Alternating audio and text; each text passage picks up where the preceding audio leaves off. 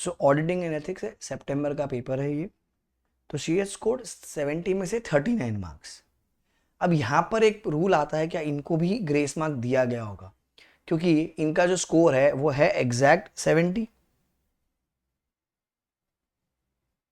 ठीक है, तो 70 में से अगर इनको 39 डिस्क्रिप्टिव में मिला है तो मतलब 31 तो मार्क्स हो नहीं सकता ना एमसीक्यू में, मतलब कहीं ना कहीं इनको भी ग्रेस दिया गया है। बट आप समझिए, एमसीक्यू में अगर 30 में से 30 आते तो क्या जबरदस्त मार्क्स बूस्ट होते हैं, 25 26 जो भी आया होगा, बूस्टिंग मिला ना।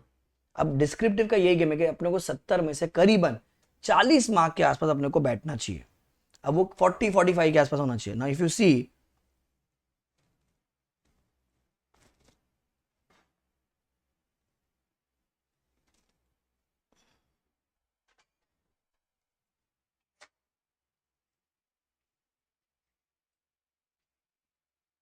now question number 1,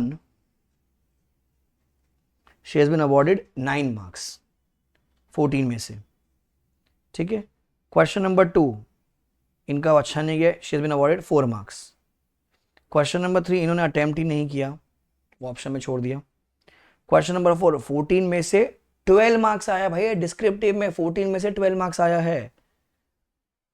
question number 5 14 में से 6 मार्क आया है, 14 में से 8 मार्क्स आया हुआ है। समझ रहे तुम? अब हम देखते हैं एक एक का, देखते हैं इनका पैटर्न कैसा था, इन्होंने क्या लिखा है, कितना लिखा हुआ है। Question number 1A where in she has been awarded 0 0 0, क्योंकि ये रॉन्ग है उनका आंसर। ठीक है, 1B सैम्पलिंग पे जो क्वेश्चन आया था, the method of sampling is random selection statistical sampling. In this method the population is divided into सब पॉपुलेशन कॉल्ड स्ट्रेटा। अब स्ट्रेटा को इन्होंने अंडरलाइन किया क्योंकि वो एक कीवर्ड है। हम लोग क्या गलती करते हैं, हम लोग हर एक को अंडरलाइन करते हैं पागल से, नहीं जो कीवर्ड होता है। out of which a group of sampling units of having similar characteristics, the auditor selects and sample from each set and test it। फिर उन्होंने यहाँ पर 2 लाइन छोड़ दी, नीटनेस दिख रहा है वहां पर, क्लीननेस। ऐसा नहीं कि 2 ही लाइन छोड़ना, आप एक भी छोड़ सकते हो। नहीं छोड़ोगे तो क्या होता है, बहुत बहुत कंजेस्टेड दिखता है यहाँ पर, छोड़ो लाइन, क्या फर्क पड़ता है।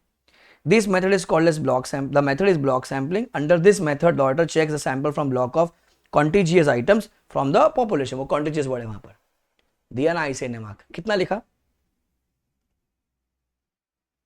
1B के इतना ही लिखा है, देख लीजिए। आधे लोगों का अरे सर मैं इतना ही लिखूं क्या, अरे भैया तुमको कितना सिखाया, जो हैंड रिटन नोट्स है तुमको इतने बताया, उतना ही आंसर है, उतना ही लिखा ना इन्होंने।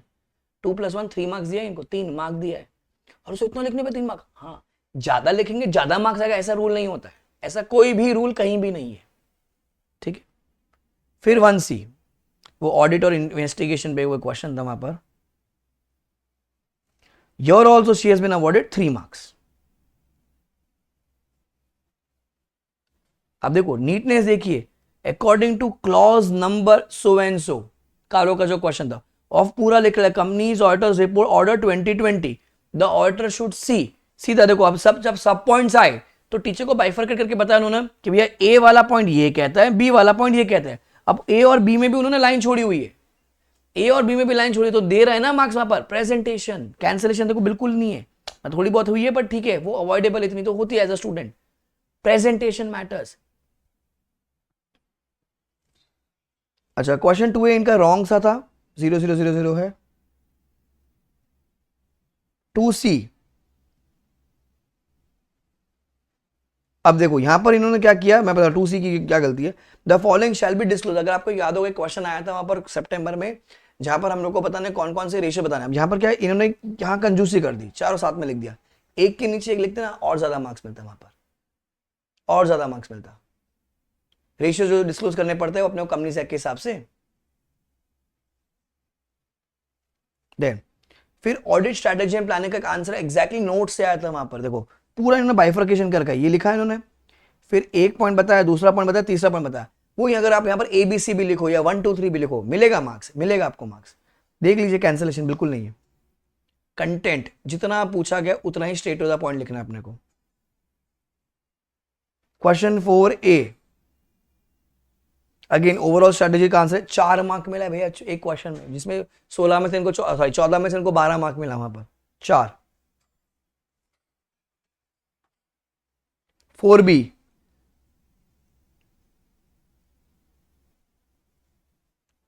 वो जो क्वेश्चन था ना कि पीपी में क्या आता है, पीपी में क्या क्या नहीं आता है, तो इन्होंने देखो पूरा लिखा AS10 property plant and equipment, तो ये सब एग्जामिनर देखता है।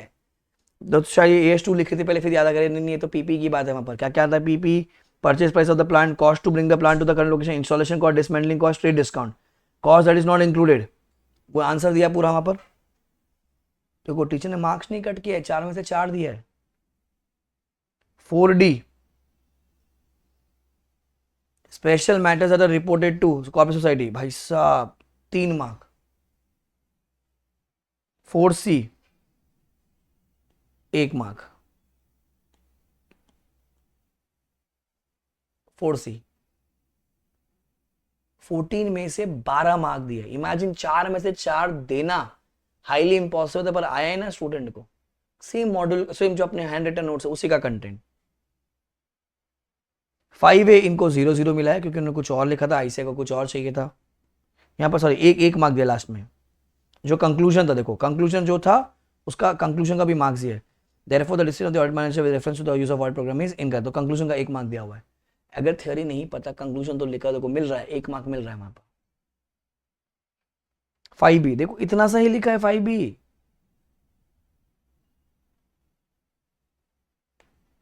5C डिजिटल ऑडिट, ठीक है, आगे इनके मार्क्स बूस्ट हो गए। मैं वही बोला कि अगर आपने कंटेंट बराबर लिखा है ना तो आपको मार्क्स मिलेगा।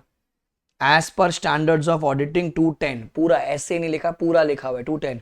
Terms of the engagement letter the auditor has to establish if there is any preliminary conditions, ये पूरा कंटेंट अपने नोट्स में लिखा हुआ है। कंटेंट्स ऑफ एंगेजमेंट लेटर पूरा लिखा हुआ है, दिया है मार्क्स।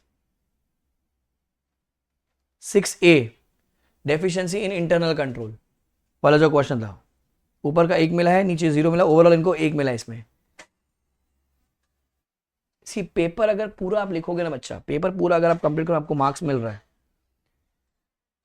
पूरा अगर आप लिखोगे ना आपको मार्क्स मिल रहा है वहां पर जाके। प्रोवाइड आप content straight to the point लिखो, ऐसा नहीं कि मेरे को पूरा पेज भरने का। जैसे ये 6D का आंसर है, वो लीज वाला जो का आंसर है, क्या क्या देखना है अपने को, तो लिखा है, इनको 2 मार्क दिया यहाँ पर भी टीचर ने। तो 4 में से एवरेज 2 से 3 मिलता है। अपना कुछ टारगेट होता है 4 लेके आने का, 4 अगर नहीं है तो 2 से 3 रखोगे। 70 मार्क का पेपर है। पेपर 88 मार्क का होता है including MCQ, sorry including descriptive, including option वाला। मेरे को कितना चाहिए वहां पर, 40-45 है। सी अगर 40-45 यहाँ लेकर आ गए ना, मैं कह रहा हूँ मेरा गारंटी, अगर आपने मुझसे पढ़ा है, रिविजन लेक्चर्स देखे, हैंड रिटन नोट से याद किया है, तो 25 मार्क आराम से आएगा आपको। 40 अगर यहाँ लेकर आ गए, 25 वहां आ गया, 65 -10% एग्जामिनर का मूड। ठीक है, मैं कहता हूँ कि भैया 40 अगर डिस्क्रिप्टिव में आ गया, 25 अगर आपका MCQ में आ गया, टोटल 65 हो गया। अच्छा -10% एग्जामिनर का मूड पे, स्टिल 59-60 प्लस आपका मार्क्स है, आप एग्जेम्प्टेड हो, ये मेरा गारंटी है। तो देखो ऐसे ही लिखना है, ज्यादा लिखेंगे ज्यादा मार्क्स, ऐसा नहीं है। हैंड राइटिंग मैटर करती है, बट देखो स्टिल कंटेंट में भी मैटर करता है, प्रेजेंटेशन भी मैटर करती है। ऑडिट एंड लॉ का पेपर में प्योर थ्योरी ही का ही गेम है। जितना थ्योरी में लिखोगे वहां पर मतलब जितना ज्यादा लिखेंगे ज्यादा मार्क्स आएगा, वो निकाल दीजिए माइंड से। स्ट्रेट टू द पॉइंट लिखना है। जैसे दीदी ने जो लिखा है answer, straight to the point लिखा है ना, स्ट्रेट टू द पॉइंट लिखोगे मार्क्स मिल रहा है अपने को। स्ट्रेट टू द पॉइंट, ज्यादा ज्ञान पेली नहीं करनी। ज्यादा ज्ञान पेली लिखे तो पहले जाओगे एग्जाम में। समझ में आ गया आपको? I will be putting more such videos on YouTube. ठीक है, keep following the channel, do share this with your friends. जिसको जो भी अपने को ज्ञान दे रहा होगा ना, भाई ऐसा लिखने का, ये टीचर का कर ले, वो नहीं नहीं नहीं। देखो जो लोग ने अभी फास्ट ट्रैक बैच लिया है उनको मैंने पूरा मई का पेपर सॉल्व करवाया, पूरा सितंबर का करवा दिया, 2 चैप्टर बचे वो भी करवा रहा हूँ। ठीक है, we have almost tick all the question from May and September paper. ये देखो, ये सितंबर का ये जो टिक है ना क्वेश्चन, ये सारे हमने कर लिए, ये सारे हमने कर लिए। जो चैप्टर पेंडिंग है उसी के बचे हुए सारे कर लिए हमने। सितंबर का पेपर के क्वेश्चन है, पूरा सितंबर का पेपर सॉल्व करवाया। सेम वे मई का पेपर भी देखो, जो हो गए हमारे, मैंने एक एक क्वेश्चन पढ़ के सॉल्व करवाया, और बच्चों ने आंसर दिया है कि हाँ सर हमने ऐसा पढ़ा, अब ये लिखने का अपने को आता है। 2 अटेम्प्ट का पेपर अगर मैं आपको एक्चुअल सॉल्व करा रहा हूं तो देखो कितना स्ट्रॉन्ग नोट्स है अपना। So do it from the hand written notes. अगर कोई बच्चा आपका दोस्त है जो मई में दे रहा है, जो सितंबर में दे रहा है, सितंबर 25 में, जिसको ऑडिट पढ़ के नहीं हुआ, उसको बोलो या तो रेगुलर ले ले, तो फास्ट ट्रैक ले ले। भैया मैं वही पढ़ाता हूँ, खाली स्पीड का डिफरेंस होता है, नोट्स का लिखने का टाइम का डिफरेंस होता है, बाकी टीचर तो सेम है ना। रिजल्ट आता है भाई, रिजल्ट आता है। अगर विश्वास रखोगे तो बॉस आपका भी फोटो एक दिन ऐसा आएगा। ठीक है, चलो bye guys, take care, enjoy and aim for a rank और 70 plus whichever is earlier. Bye guys, take care, keep subscribing to the channel and share this video with your friends, and do comment in the comment section that you will clear this time. अब की बार जनवरी पर। Bye guys.